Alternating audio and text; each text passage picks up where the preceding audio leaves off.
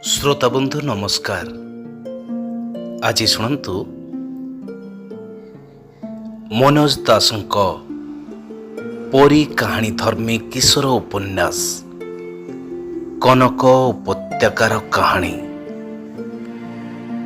उपस्थापन मु हिमांशु शेखर महांत। बहु काल तले थिला एक राज्य, नाम तार कनक उपत्यका। ताकू बेढ़ी रही प्रस्त प्रस्त उच्चरु उच्चतर पर्वत। पर्वतमाला को आवरी रही घन अरण्य। उच्चतम पर्वत शिखर रे थिबा गछलता माने सतेअबा मेघमाला बुकुरे गेल्ला शिशुंक भली मुंड गुंजी निदरे सोई रहुथिले। मेघ माने सतरे से उपत्यका को भल पाउथिले। सेमानक आगमन रे मयूर माने अक्लांत नाचुथिले।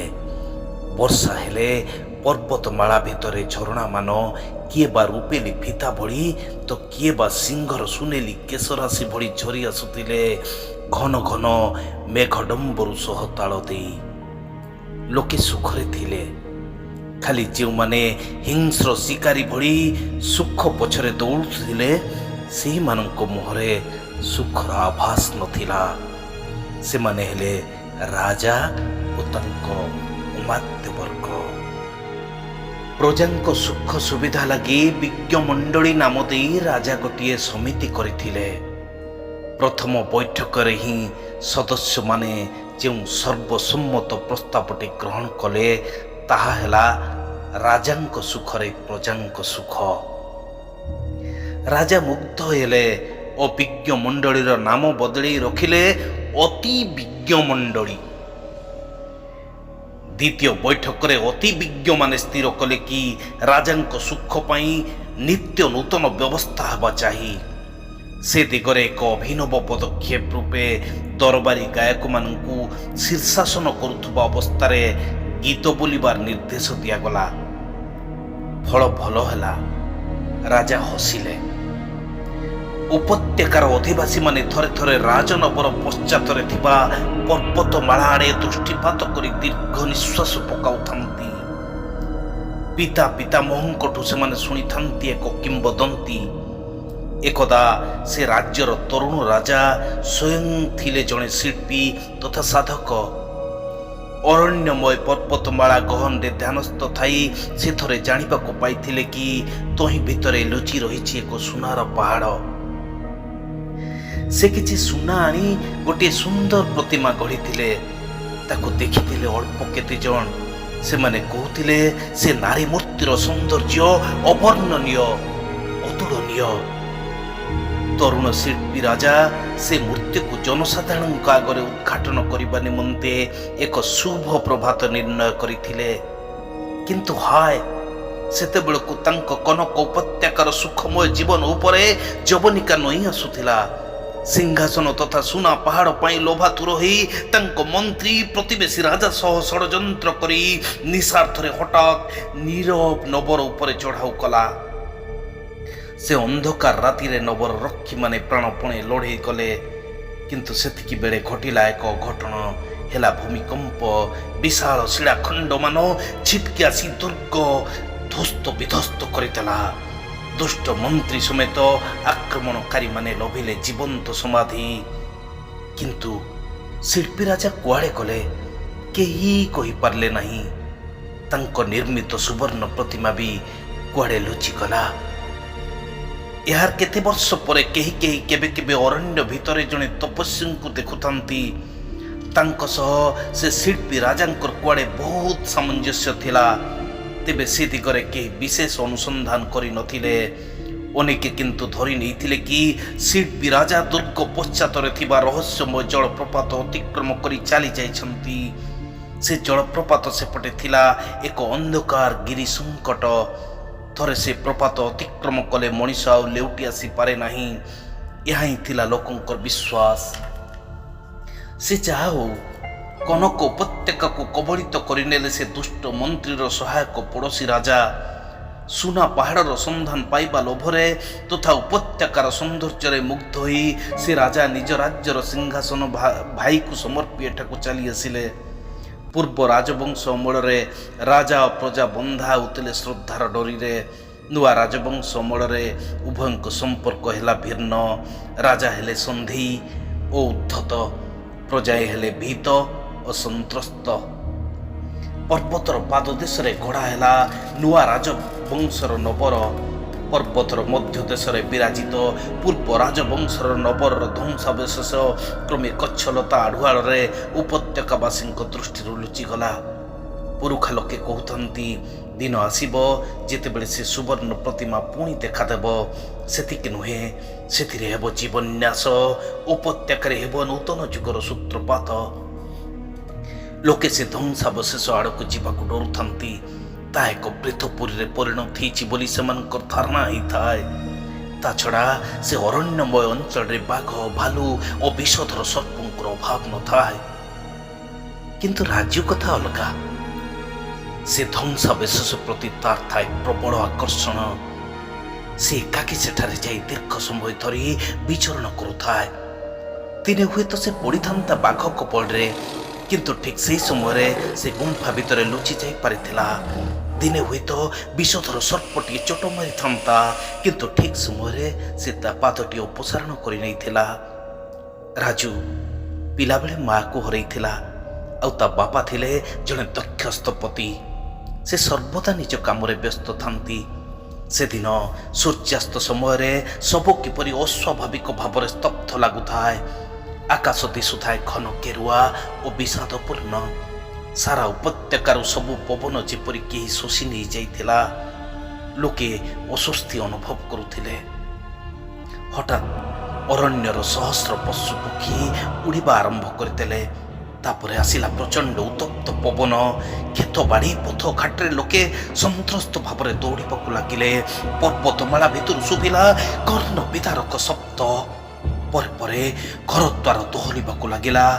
ଅବଶ୍ୟ ସେ ଭୂମିକମ୍ପ ବେଶୀକ୍ଷଣ ସ୍ଥାୟୀ ହେଲା ନାହିଁ କି ବିଶେଷ ଅନିଷ୍ଟ କଲା ନାହିଁ। କିନ୍ତୁ ପର୍ବତର ମଧ୍ୟଭାଗରୁ ପରିତ୍ୟକ୍ତ ପୁରୁଣା ପ୍ରାସାଦର ଏକ ଅଂଶ ଛିଟିକି ଆସି ନୂଆ ପ୍ରାସାଦର ଶିଖର ଭାଙ୍ଗିଦେଲା। ରାଜା ସଙ୍ଗେ ସଙ୍ଗେ ଅତି ବିଜ୍ଞ ମଣ୍ଡଳୀର ବୈଠକ ଡକାଇଲେ। ଯଦି ପ୍ରାସାଦର ଶିଖର ଭୂତଳଶାୟୀ ହେଲା, ତେବେ ତାକୁ ନିର୍ମାଣ କରିଥିବା ମିସ୍ତ୍ରୀମାନଙ୍କ ମୁଣ୍ଡ ମଧ୍ୟ ଭୂତଳଶାୟୀ ହେବା ଦରକାର। ସେ ଗର୍ଜନ କରି କହିଲେ ଓ ପଚାରିଲେ, ଠିକ୍ ନୁହେଁ? ହେ ରାଜକୁଳ ସାର୍ଥୁଳ, ସେମାନେ ଦୁଇ ପୁରୁଷ ଦଳର ମିସ୍ତ୍ରୀ। ମନ୍ତ୍ରୀ କ୍ଷମା ପ୍ରାର୍ଥୀ ଭଳି କହିଲେ।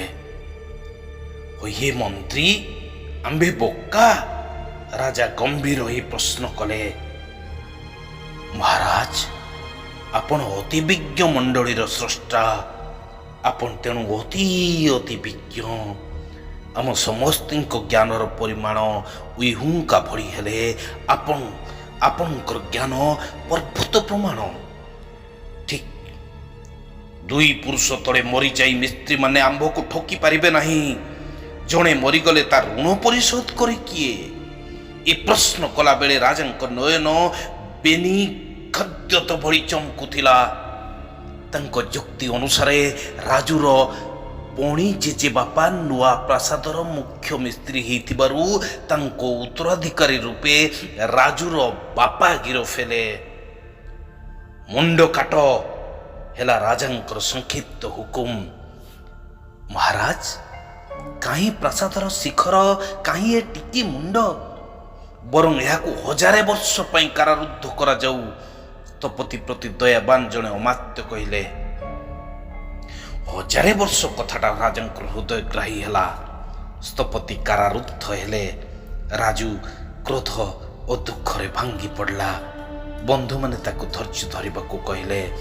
କିନ୍ତୁ କାରାଗାରରେ ମାତ୍ର 1 ମାସ ପରେ ରାଜୁର ବାପା ମୃତ୍ୟୁବରଣ କଲେ।